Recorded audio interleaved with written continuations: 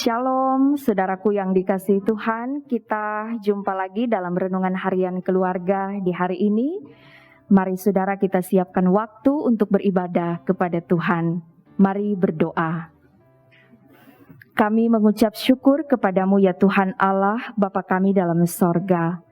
Engkau berkenan menuntun kami boleh menikmati hidup di hari ini. Kami mau menjalani kehidupan di hari ini dengan melakukan segala sesuatu yang berkenan di hadapan Tuhan. Oleh karena itu saat ini kami mau mendengar firman Tuhan, karena firman Tuhan adalah pedoman dalam hidup kami.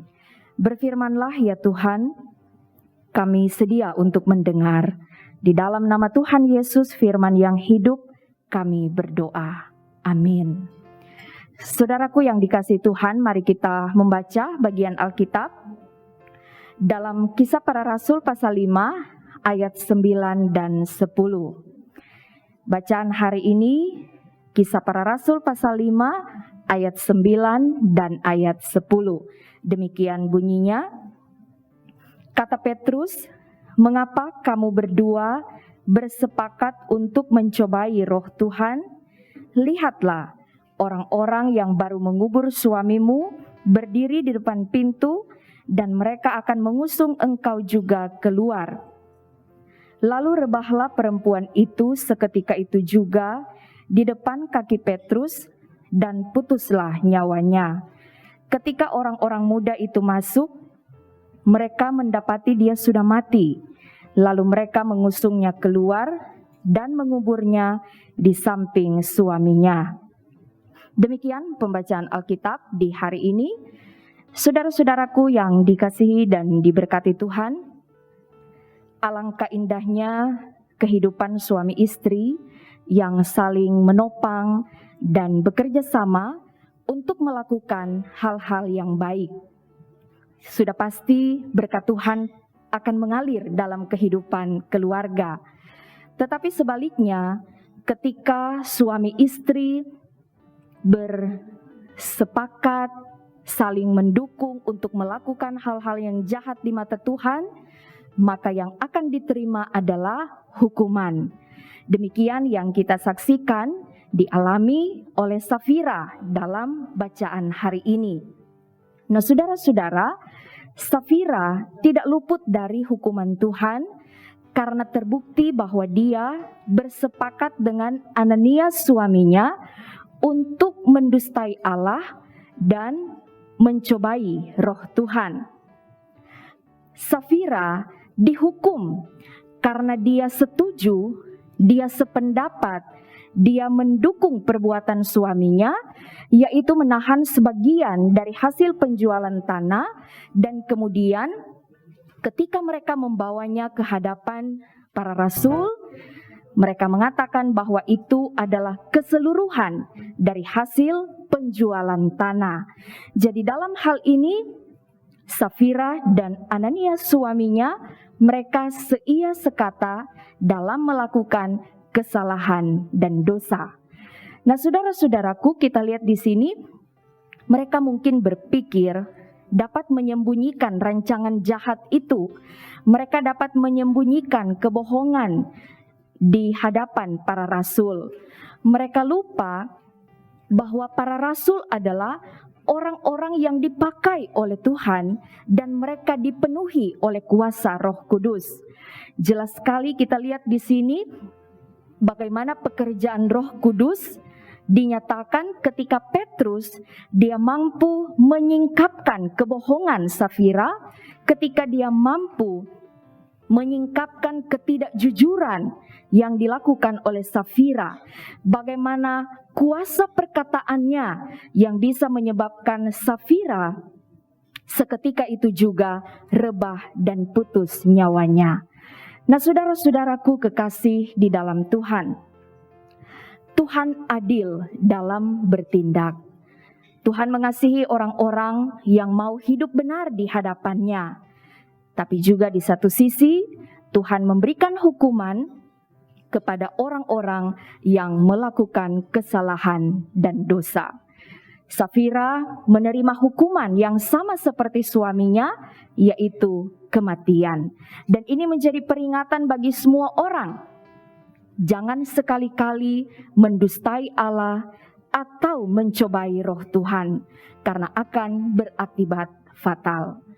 Nah, saudara-saudaraku yang dikasihi Tuhan, berefleksi dari firman Tuhan hari ini, maka kita semua sebagai orang-orang yang telah diselamatkan di dalam Yesus Kristus, kita semua terpanggil untuk hidup dalam kebenaran, untuk hidup dalam ketaatan dan kesetiaan.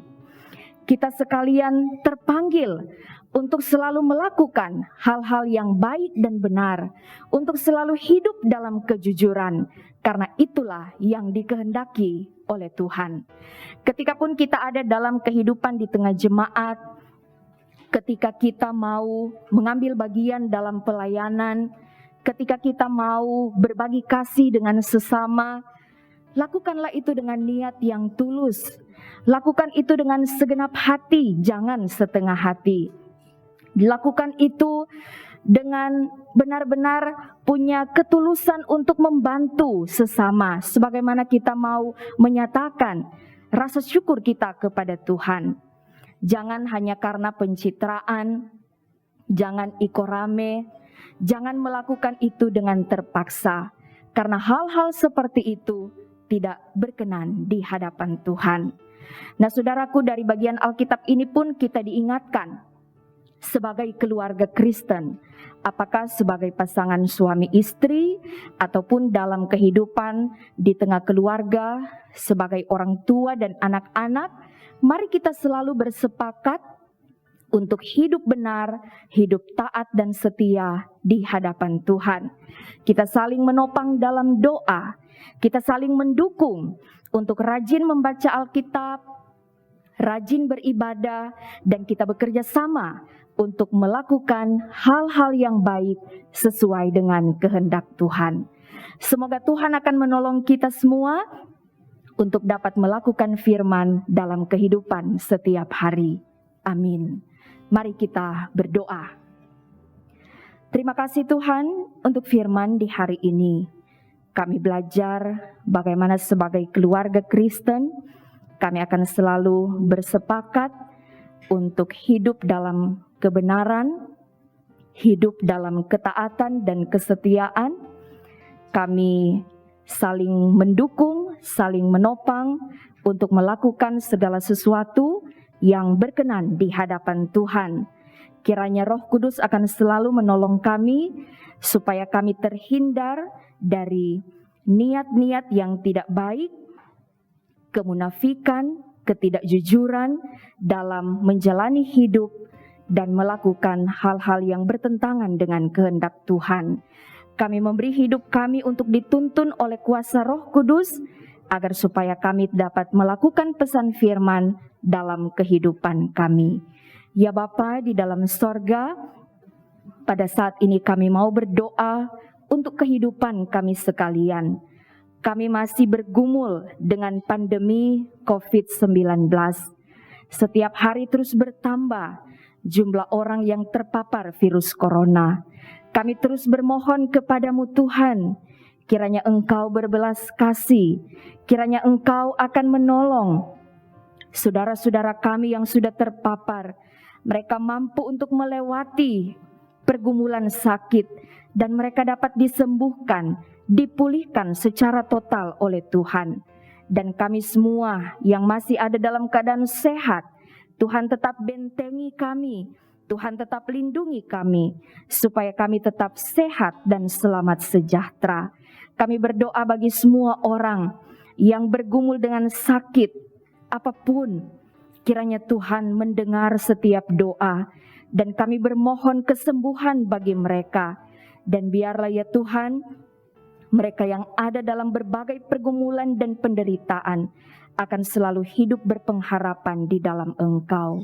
Terima kasih ya Bapa, kami berdoa ketika kami beraktivitas di hari ini.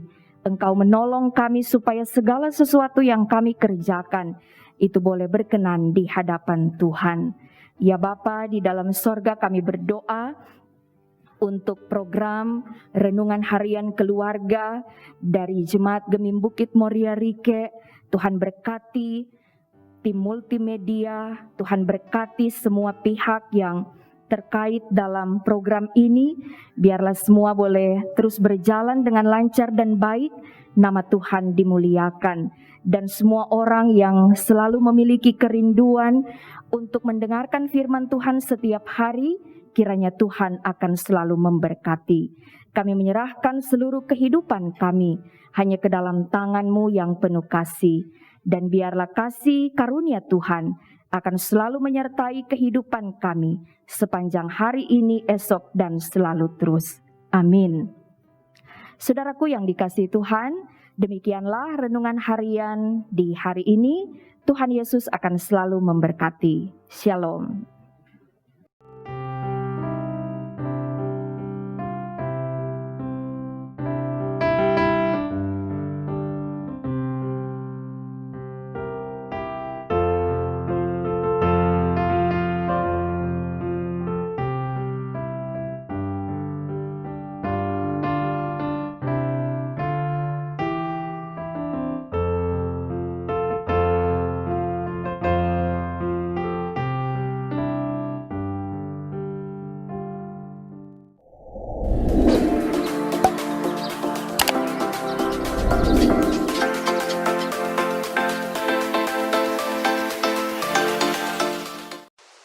Jangan lupa subscribe channel Gemim Bukit Moria Rike.